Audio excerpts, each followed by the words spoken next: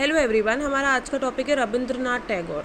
He is also refer to as Gurudev, जैसा कि हम सबको पता है, and he was also known as bard of Bengal. He was a polymath. अब ये पॉलीमैथ क्या होता है? Polymath is a person with a wide range of knowledge, जिसके पास बहुत सारी नॉलेज होती है। जिस पर्सन के पास, उसे पॉलीमैथ कहा जाता है। ही was a writer, he was a poet, composer, a playwright, a philosopher, social reformer and also a painter. उन्होंने बंगाली लिटरेचर को वापस से रीशेप किया और उसे फेम दिलाया। He reshaped Bengali literature and music and Indian art with modernisation in late 19th and 20th century. 1913 के अंदर he became the first non European to win the Nobel prize in literature. और उनका famous work कौन सा था? Gitanjali. He was the author of fresh and beautiful poetry of Gitanjali. He was also a fellow member of Royal Asiatic Society of Bengal. Now अब हम उनका थोड़ा life sketch पढ़ेंगे। लाइफ स्केच में सबसे पहले, he was born in Calcutta in Bengal on 7th May 1861 and his birth name was Rabindranath Thakur. He used Bengali in his writings. Bengali language was his mother tongue. और उनके जो notable work थे, he was गोरा, घरे बायरे, जन गण मन, जो कि आज हमारा नेशनल एंथम है, and Amar Sonar Bangla. He was also a good friend of Mahatma Gandhi. और ऐसा भी कहा जाता है कि जो गांधी जी थे, उनको जो महात्मा का टाइटल दिया था, वो भी उन्होंने ही दिया था। जब आज़ादी की जंग हम लड़ रहे थे, उस टाइम पे ही always stressed upon the unity in diversity.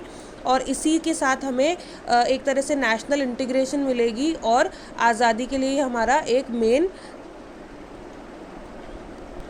पंच हो सकता है।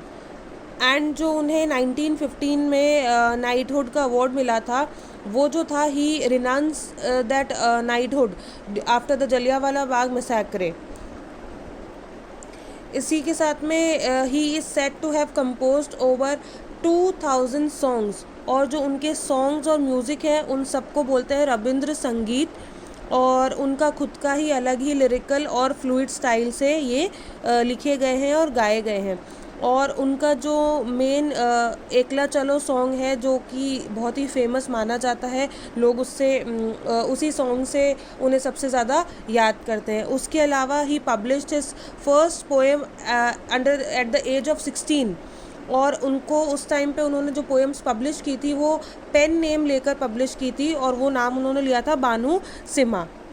He not only gave the national anthem for two countries, but India and Bangladesh, but also inspired Ceyloni student of his to pen and compose the national anthem of Sri Lanka. जैसा कि हम सबको पता है कि उन्होंने India और बांग्लादेश को नेशनल एंथम दिया है। उसके अलावा उन्होंने जो श्रीलंका के स्टूडेंट्स थे, उनको भी इंस्पायर किया था to write their own national anthem. And in 1921 he established Vishwa Bharatiya University. And finally, after a long journey of achievements, he died on 7th August 1941 in Calcutta. Thank you so much. I hope you like the video. Please like and subscribe for more such videos. Thank you.